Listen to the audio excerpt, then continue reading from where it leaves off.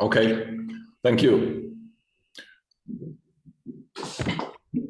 So I'll start with a short historical rationale. There will be some overlap with what Andy has said previously. So perhaps the oldest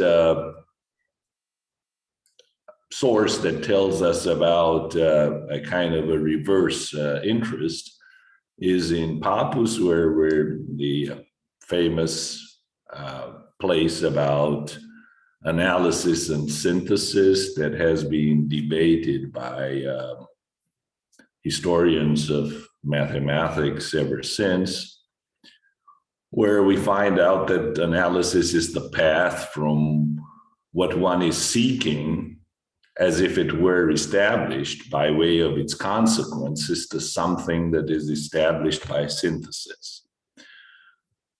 There is an interpretation that this means some kind of a reverse thing. I mean, looking for axioms that are good for theorems, and there are other people who say, no, Pappus isn't saying such a thing. So again, another quote is that is to say, in analysis, we assume what is thought as if it has been achieved and look for the thing from which it follows. And again, what comes before that, until by regressing in this way, we come upon some one of the things that are already known or that occupy the rank of first principle. We call this kind of method analysis, so reduction backward. In synthesis by reversal, we assume what was obtained last in the analysis to have been achieved already, and setting now in natural order as precedents what before were following and fitting them to each other, we attain the end of construction of what was sought. This is what we call synthesis. Now, in a review of a paper by Ali Behboud about analysis and synthesis, Heinrich Guggenheimer writes, synthesis is clearly the construction of an algorithm.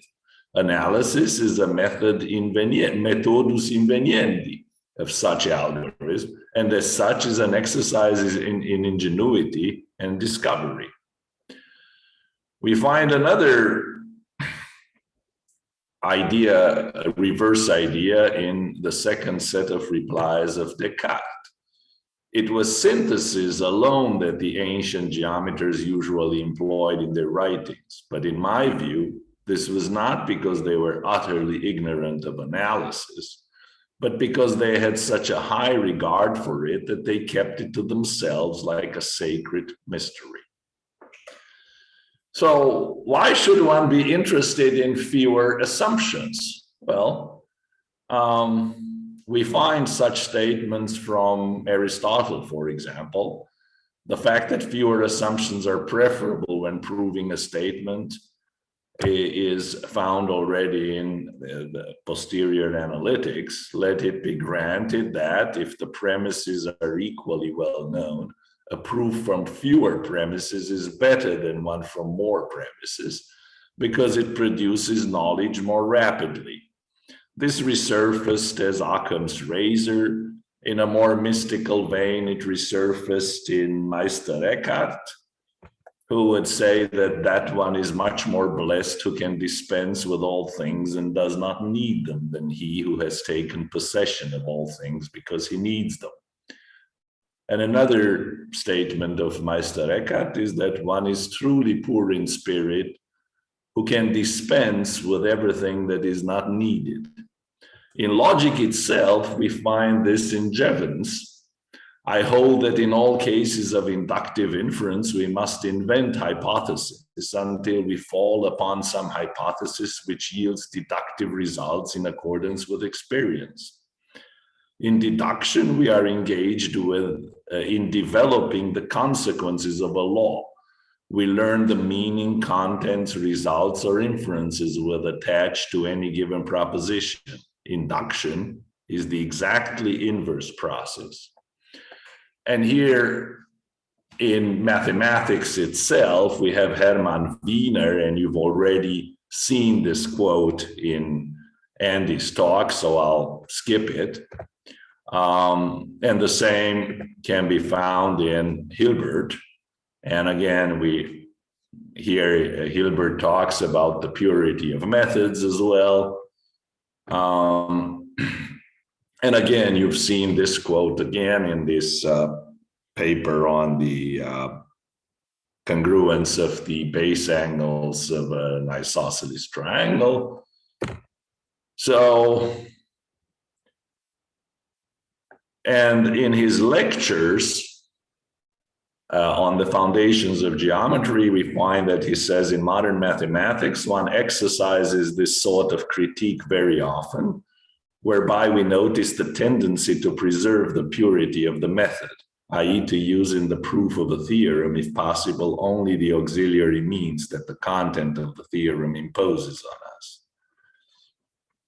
We find the same thing in Russell in a talk read to the Cambridge Mathematical Club in 1907 to explain in what sense a comparatively obscure and difficult proposition may be said to be a premise for a comparatively obvious proposition, to consider how premises in this sense may be discovered, and to emphasize the close analogy between the methods of pure mathematics and the methods of the sciences of observation. So usually in geometry, the tradition has been to create some kind of a wall that satisfies everything that one thinks some kind of outside wall would satisfy, and then to prove from those assumptions theorems. So usually it has been that, okay, this theorem is true in Euclidean geometry. Is it true perhaps in hyperbolic geometry or in absolute geometry at best? So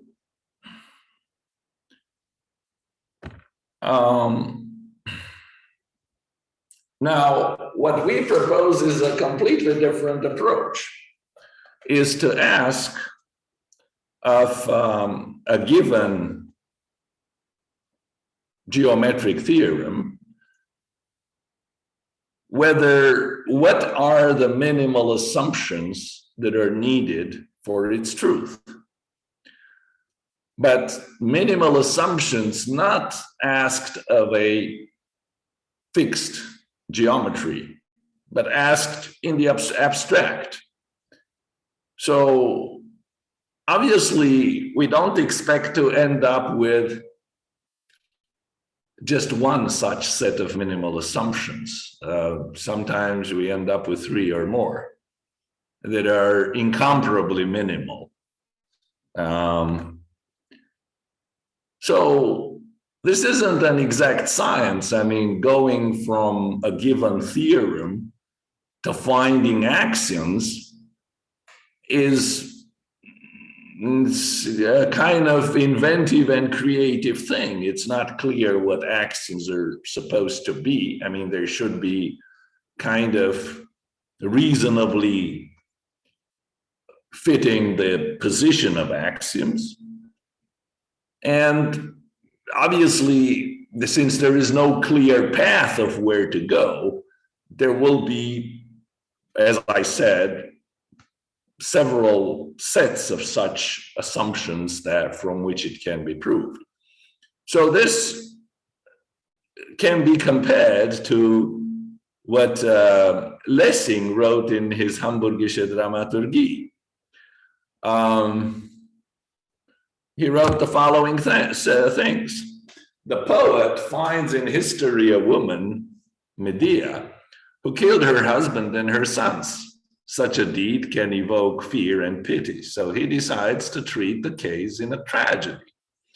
Insofar as he more or less deserves to be called a poet, he will become aware of either the implausibility or of the thin shortness as the greater deficiency.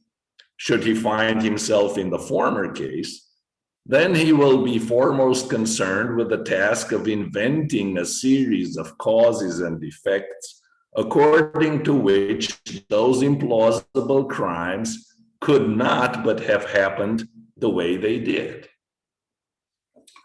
So what we're going to be doing is thus not finding a place, a geometry, in which all theorems are happy, but rather finding for each theorem its own place. So in a sense, what Boris Vian said in L'écume des jours, ce qui m'intéresse, ce n'est pas le bonheur de tous les hommes, c'est celui de chacun. In this sense, we can say we're not interested in the happiness of every theorem, but of each. And each is then treated individually. The perhaps oldest attempt to do just that, in other words, to analyze what axioms are needed for a certain theorem, goes back to 1936, where Pambuccian looks for the hypothesis required to prove a recently proved theorem by a fellow Romanian mathematician. The theorem states that if ABC is an equilateral triangle and P is any point in its plane, then the segments that you get by joining P to the vertices always satisfy the generalized triangle inequality. So he found out that absolute geometry is required for its very statement. So in other words, you need distance, you need to be able to add segments, and you need orders. So you can say, well, what does it mean that this is less than that when you're talking about triangle inequality? So it turns out that given absolute geometry, and by this I mean Hilbert's absolute geometry, so the absolute geometry of ruler and segment transporter constructions, it amounts to the sum of the angles in any triangle is less than or equal to 2 right angles. Certainly one needs to know that there exists an equilateral triangle in absolute geometry. This was not known to Pambuccian in 1936. This I proved in 1998, that there is a triangle in absolute geometry.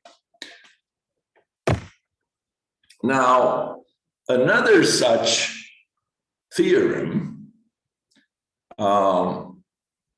which was proposed as an unsolved problem by Erdős in the late 40s, and then proved by Model, is that in any triangle, the sum of the distances from an internal point to the vertices is greater or equal to twice the sum of the distances from that point to the sides of the triangle. This is also equivalent, given A, to the sum of the angles of a triangle is less than or equal to 2 right angles. Let's move on to another theorem, and this time we'll see that we end up with more than one minimal set of assumptions. What about if we ask, well, what does it take for the medians of a triangle to be concurrent? In other words, I want this theorem to be true. What assumptions should I have? Well, one answer would be that what you need is the axiom system for metric planes, which are some very bare bones version of absolute geometry. It's absolute geometry in which you have no order and no free mobility. So you just have perpendicularity. So the axioms are there are at least 2 points. For every 2 points, there is exactly one line incident with them. If A is orthogonal to B, then B is orthogonal to A. Orthogonal lines intersect. Through every point to every line, there is a perpendicular, and the perpendicular is unique if P is incident with L. So notice there is no assumption of the uniqueness of the perpendicularity if P is not on L. So this includes elliptic geometries. To every line, there is at least one reflection in that line. The composition of reflections in 3 lines which have a point or a perpendicular in common is a reflection in a line. So if you have this axiom system, then, as shown by Johannes Jelmslev in 1929, then you can prove that the medians of a triangle are concurrent. But you can think of a completely different setup, which is incomparable to the other one in a sense that we'll see. You can prove this inside a point reflection calculus. So the other story was about line reflections. This has just 2 notions, point and reflection, a binary operation. And we have another one if we don't want to have existential quantifiers that we call the midpoint operation. We don't need it if we assume existential quantifiers, and we don't need it. So what do we know about this? Well, some trivialities. This just says, the first axiom just says that the midpoint operation and the reflection operation are inverse to each other. This says that reflection in a point is involuntary, that is, the square of a reflection in a point is the identity. And then we have a few more sophisticated things. We have this S12, and S13 is exactly the medians of a triangle are intersecting. And what we know is that 1, 2, and S12 imply S13. This was shown in a paper that I wrote with Yuri, but this derivation was not gotten by any of us. It was gotten by an automatic theorem prover. So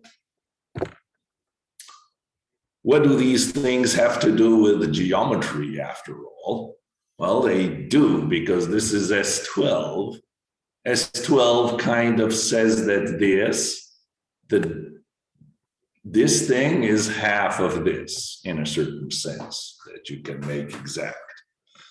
And S13 means exactly this. As you see, these are the medians, and the medians meet in a point that divides each median in a ratio 1 to 2.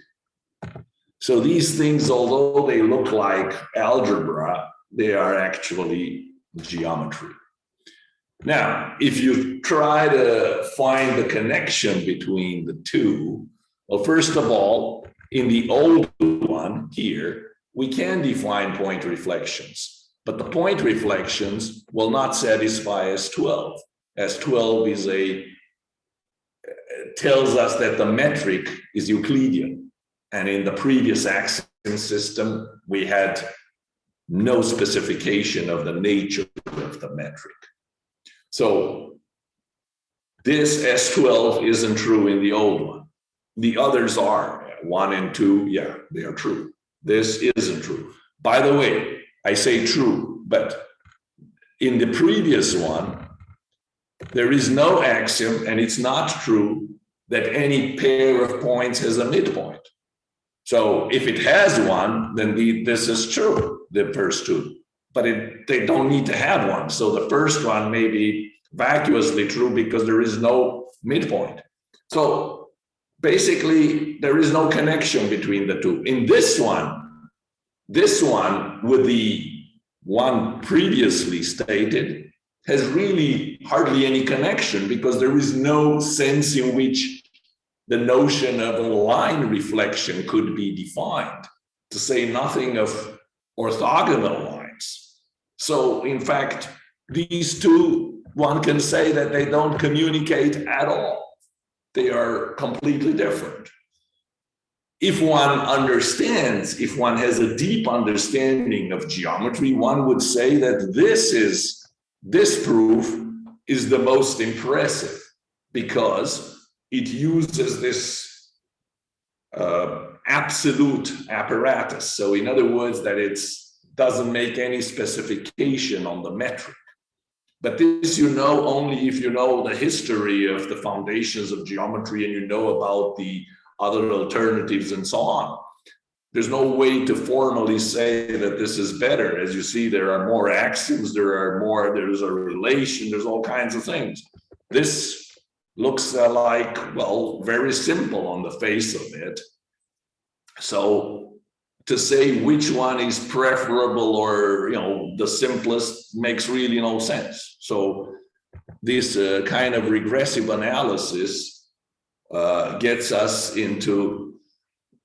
usually into incompatible places. Here is what I just said. Another such example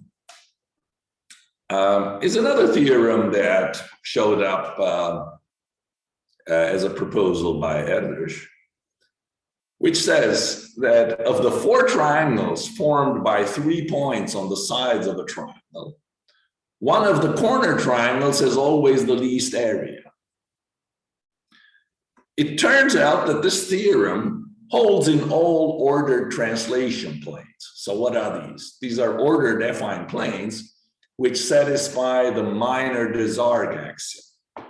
Minor means that the 3 lines that you've seen in Andy's talk don't meet in a point, but are parallel. So the point they meet in is not in the affine plane. So you would say, but how is it possible to prove it there? Because you're talking about areas, and how do these people understand areas? Well, they do, because the only thing you have to compare, you see here, this theorem seems to have been of interest to people in the 2nd millennium BC. This vase is from the Archaeology Museum from Armenia. You see, they have these triangles here.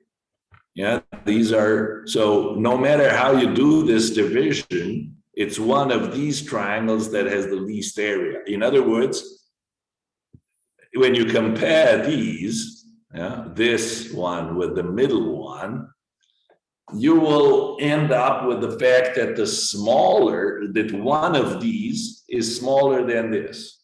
Yeah, and this thing you can do in the ordered translation planes. So it takes some effort to show, but it's true. Another theorem of this kind is Lexell's theorem, which says that, given 2 fixed points, A and C, the locus of the points B for which ABC has constant area is composed of 2 lines only in the case of the Euclidean metric. So in the case of the Euclidean metric, you fix 2 points and you have a point B, and you want ABC to have a constant area. Well, in the case of the Euclidean metric, it's going to be a parallel to the line AC. If the metric is non-Euclidean, these things won't be lines at all. However, in all cases, if you look at the locus of the midpoints of the segments BA and BC, remember AC were the fixed points, B was the movable point. So you take the midpoints and you can show that these 2 midpoints lie on a line in the hyperbolic case as well. So now the question is raised, well, what are the most general requirements for something like this to hold? So in other words, if you want that these midpoints of the lines BA and BC lie on a line, what do you need? So midpoints certainly need to exist. Comparing the areas of two triangles with a common side needs to be possible.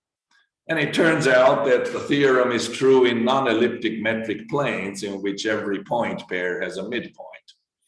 So the metric planes you've seen before can be elliptic or non-elliptic. Elliptic means that the product of three reflections in lines can be one. Non-elliptic means that this cannot happen. Put differently, it means that the perpendicular from a point to a line is unique. So it doesn't matter whether the point is incident with the line or not, the perpendicular is unique. So in these, it can be shown. Now, let's move on to cases which give us a lot more philosophical ammunition. Namely, this whole thing about reverse geometry tells us, can be used to show that geometry is not reducible to algebra. The cases we've seen so far were not convincing in that manner. Why? Well, because the axiom systems we found allowed for an algebraization. From now on, what we'll see is that the axioms that we find are so weak that they do not allow for any sort of algebraization. Which means that if we thought that geometry is the same thing as analytic geometry, we would have never ended up with these axiom systems, because in the algebra case, you can say, well, let's remove order from the field, or let's make this a ring rather than a field. But you can't say, let's ignore both addition and multiplication, because then the whole edifice collapses. Well, which is exactly what happens in the geometry part of things. And this shows that there is no symmetry between the two, unless you're interested just in very rich geometries. So the theorem we're going to approach now is the theorem that says that an obtuse triangle in the Euclidean plane admits a triangulation with 7 acute triangles, and that none with fewer acute triangles is possible. This was shown in 1960. It showed up in Martin Gardner's Scientific American and several other places. So the question is, okay, what do I need about this? You think I need a Euclidean plane and all this stuff? Well, no, I don't think so. It's clear that I need a notion of orthogonality, because else I wouldn't be able to say what an obtuse triangle is, and I wouldn't be able to say what an acute triangle is. Okay, so we need orthogonality. What else do we need? Well, we need a notion of order, because else we wouldn't know what it is to be less than a right angle or bigger than a right angle. So with these two, we'll see that you need very basic things about orthogonality. So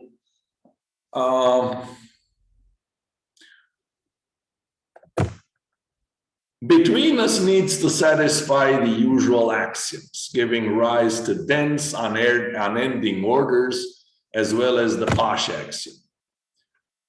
Collinearity, so we have a betweenness predicate and an orthogonality predicate. Okay, the orthogonality predicate will be one about points. So we'll say that the points A, B, C are in this orthogonality relation if AB is perpendicular to AC. And betweenness is a ternary relation that says that B is between A and C. So B of A, B, C means B is between A and C. Okay, you can define collinearity in terms of this. And with these, you can define what it means to be an acute angle.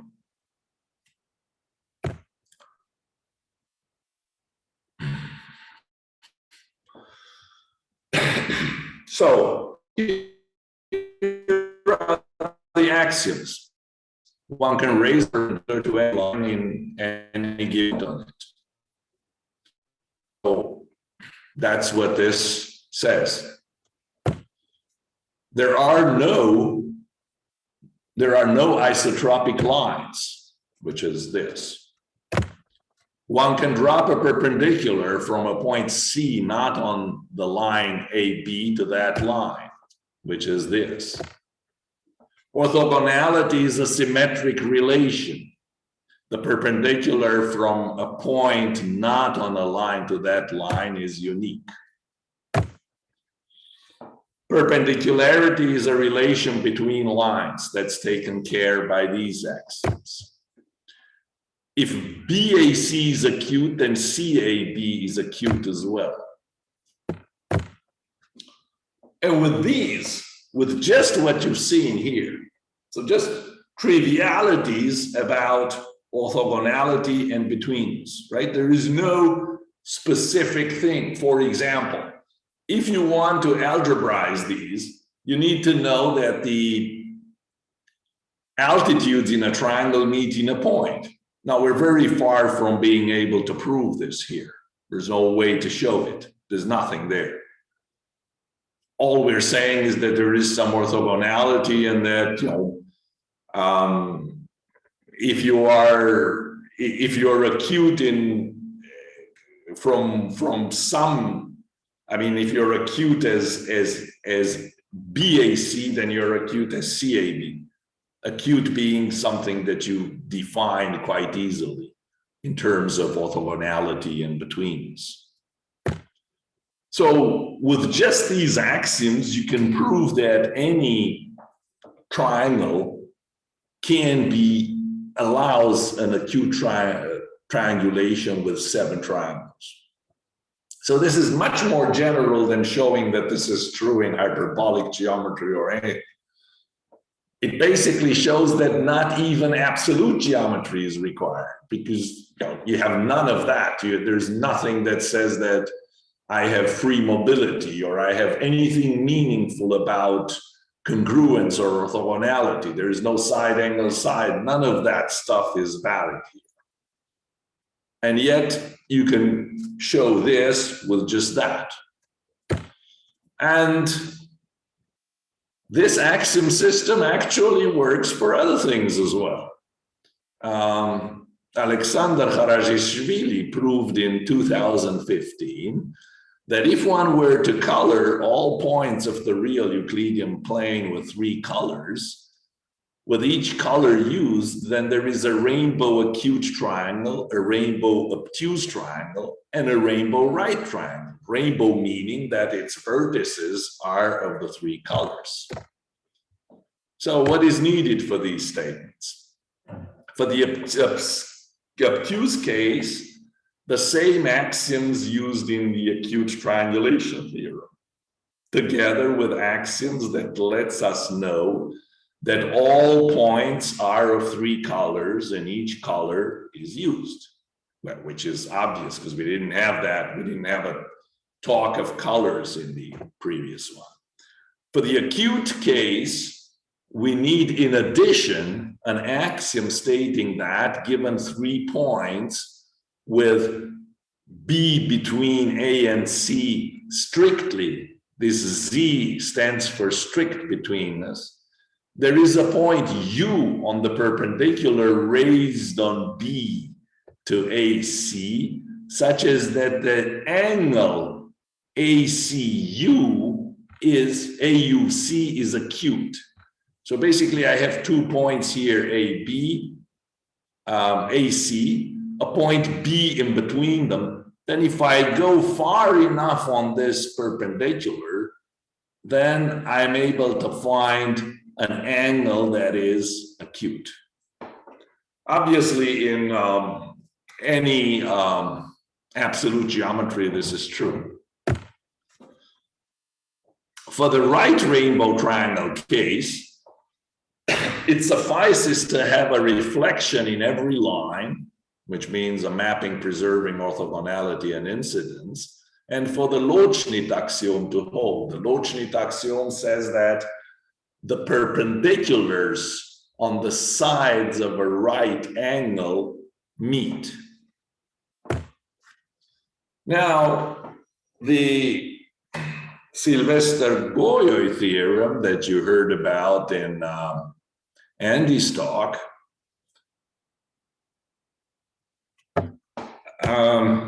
asks for the following thing: if the points of a finite set S are not all on one line, then there is a line through exactly two of the points. Well, it turns out that there are three incompatible minimal sets of assumptions, and I won't go into all three. One of them has to do with Kelly's theorem. So it's not true what Coxeter said, that, you know, the proof in ordered geometry is simpler than the one in the Kelly's proof. Because if reverse analysis of Kelly's proof, then you realize that it requires things that are certainly extraneous to ordered geometry, but that the two systems are incomparable. In other words, it doesn't encompass all of ordered geometry at all. And there is a third proof which uses a completely different idea. So, where we're going to just mention, so ordered geometry is what? Is you have the linear order axioms, which tell you that a line is ordered. And then you have, in addition to this, well, you have, say, an unending axiom for any 2 points, find one to the right of them, right? So that the wall doesn't end somewhere. And then you have two versions of the Pasch axiom, which go by the name of inner Pasch and outer Pasch.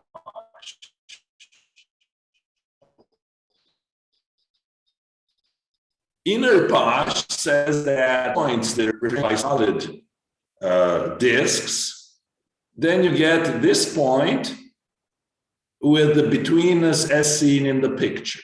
This is inner Pasch. Outer Pasch says that if you have these points with betweennesses as seen in the picture, then you get a point F, which lies between A and C and lies on the extension of DC. It turns out that OP is strictly stronger than IP. To prove the Sylvester-Goyoi theorem, you need both IP and OP. I mean, in the proof from Coxeter, and no matter how hard you try, it turns out that both are needed. But is it true that you can't do it with just IP? Well, nobody knows. So this reverse analysis also raises fundamental questions about such basic things as order in a plane. Another theorem that is true in ordered geometry showed up in 2011 at the International Mathematics Olympiad. And it says that you have a finite set of at least 2 points in the plane, no 3 being collinear.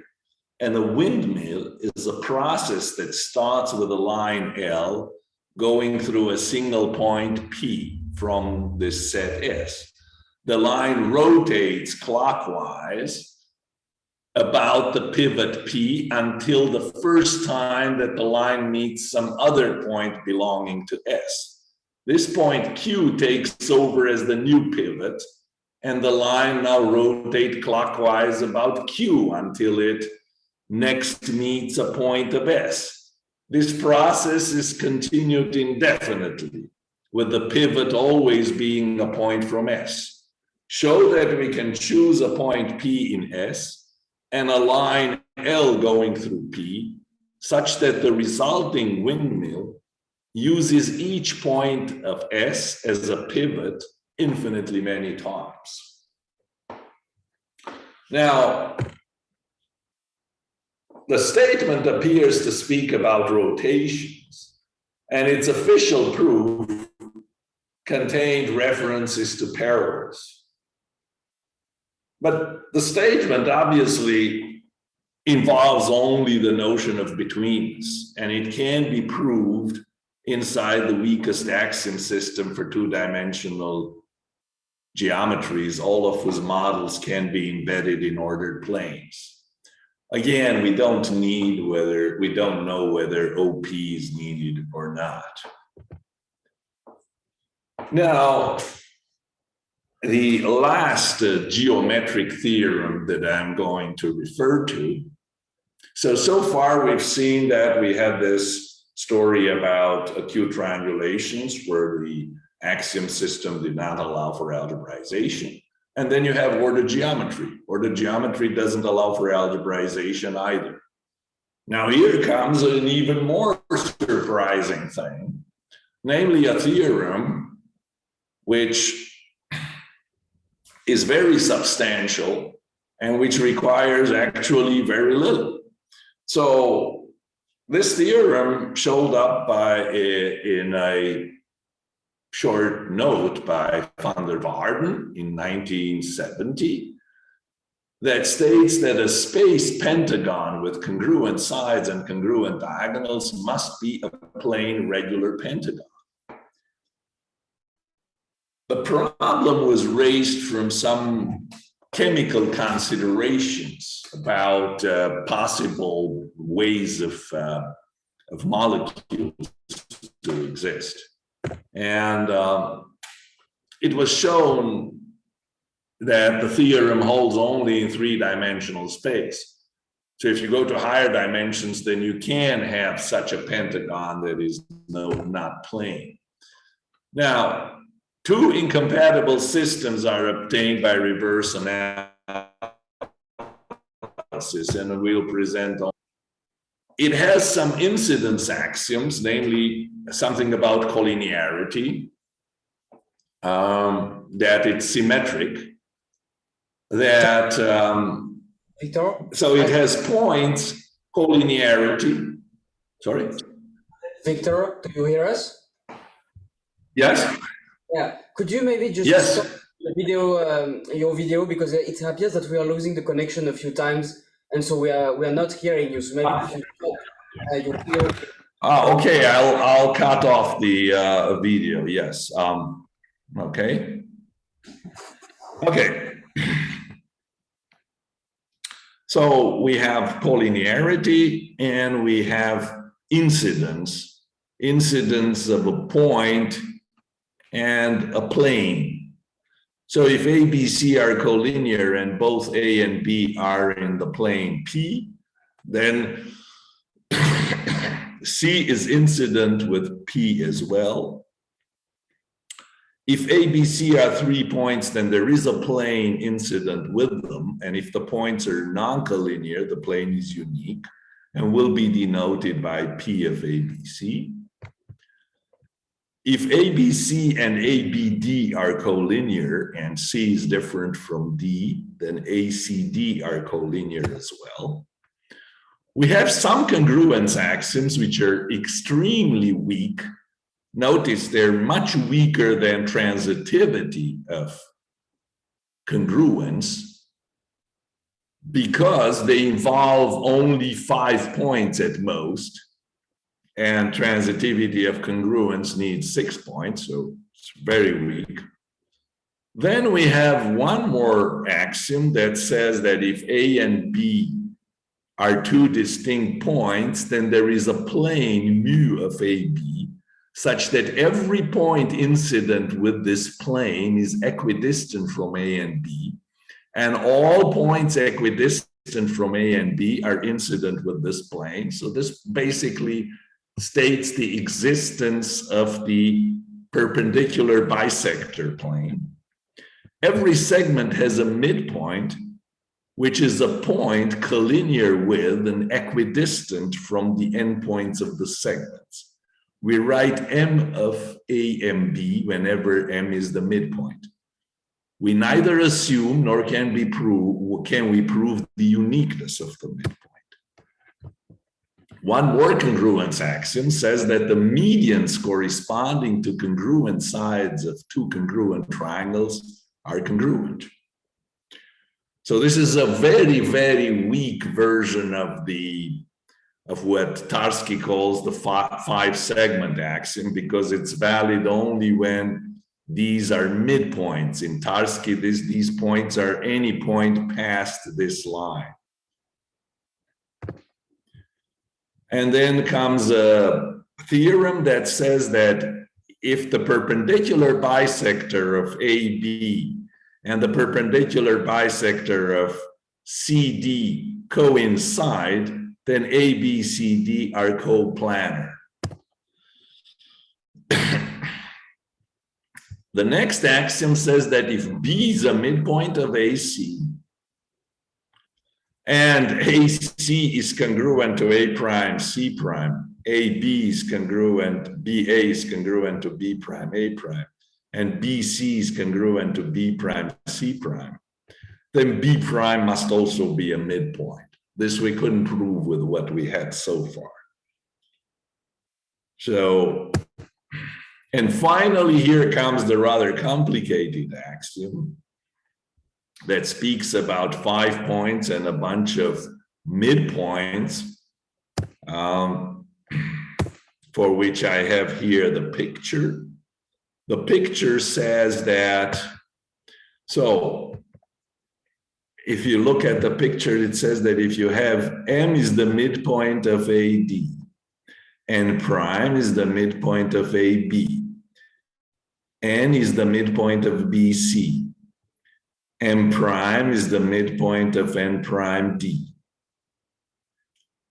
and MNE and M prime N prime D, so MNE N prime M prime D are collinear. Then the conclusion is that MN, M prime and N prime are coplanar. Why would this be an axiom and even a natural one? Here is the justification. The reason is, if you believe that centers of gravity ought to exist, even with very, very few conditions posed on them, then you must believe in that axiom. What are centers of gravity? Well, think of material systems of points. So you attach to points some weights taken from some associative and commutative algebraic structure which allows addition. And then you define what the union means. Well, you just put everything, all the points from here together with those. And if this is the same point as that, then you add the weights. A center of gravity is a mapping A to a material point subject to these axes. The center of gravity of just one point is itself. The center of gravity of 2 points with the same weights attached gets you to the midpoint of them with whatever weight it wants attached. If you have 2 points, the center of gravity of any 2 points will give you the center of gravity will lie on the line AB.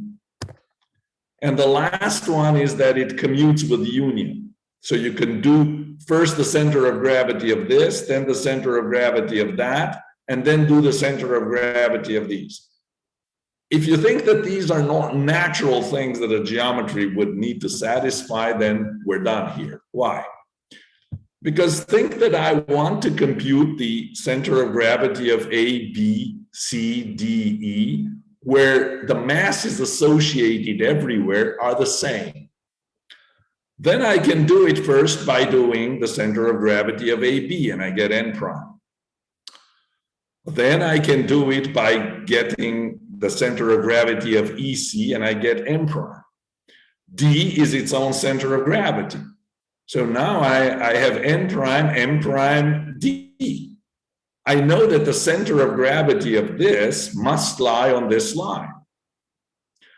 Now, in the same way, I could choose this stuff differently. I can go first with BC, then I get N with whatever mass. I can do AD and I get M with whatever mass. And then I get E, which is its own center of gravity. So I have now EMN.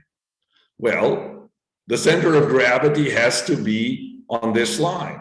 Since it has to be both on this line and on this line, these two should intersect. So M and M prime, N prime are really coplanar. Now, in a few more minutes, I'll tell you about how this works in arithmetic, because you'd say, okay, this is something specifically geometric and you can't do anything with this kind of thing. Well, I looked at this theorem that says that 30 is the largest number, all of whose tautatives are primes. Tautative is a number less than the given number and relatively prime to it. Now here, 1 counts as a prime number. The original proof relied on Chebyshev's theorem, which states that there is a prime between a number and its double. At Max Dehn's suggestion, his student from Münster, H. Bonse, showed in 1907 that Chatunovsky's theorem holds without assuming Chebyshev's theorem. He used instead an inequality he proved himself, which is this: that if you have the product of the first k primes, then that's more than the k plus first prime squared. This works for k greater or equal than 4. Bonse's proof was popularized by Rademacher and Toeplitz in their enjoyment of mathematics, where it was praised for its simplicity. Now, if we want to make sense of the claim that Bonse's proof is simpler than the original one, then we have to make sense of, well, why is it? Why is Bonse's inequality requiring less than Chebyshev's theorem? If you think in the natural numbers, this makes no sense because both things are true. And the same thing if you work on, say, I delta 0 plus x, which is the preferred thing to do number theory. Both are true, so you can't do anything.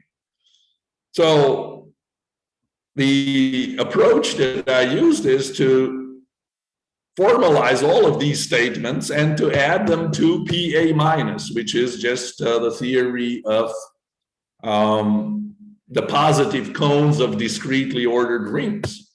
So this stuff. You have two notions of prime number. One is that it's irreducible. The other is that whenever it divides a product, it divides one of the factors. One is stronger than the other, but we can take an axiom saying that they're equivalent. So in other words, that even the weaker is implying the stronger. And so we have several versions of Chatunovsky's theorem. In its original version is that whatever is bigger than 30 doesn't have this property anymore. Again, you can say there is a maximal number that has this property. And another statement is that there is an upper bound of such things. And PA minus cannot prove that if it has an upper bound, then it has a maximum. It's not known whether if it has a maximum, that maximum is 30 based on PA minus.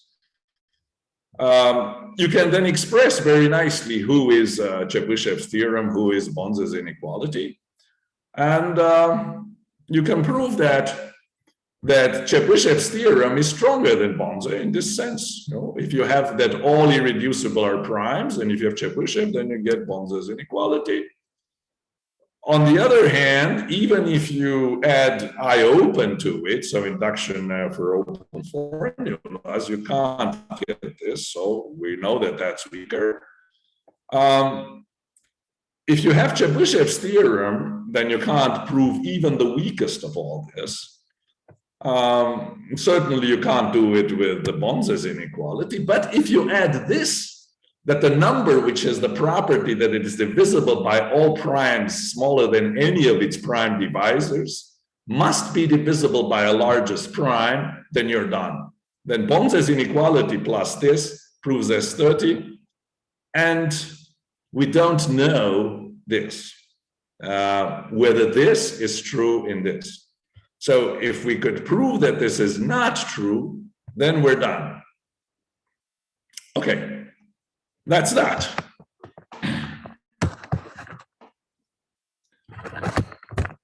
So I leave some time for questions.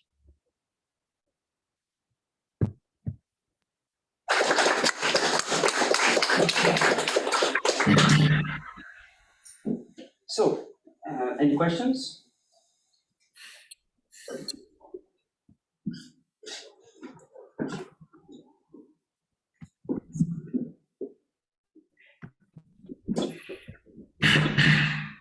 Well, if not, then let's thank Victor again.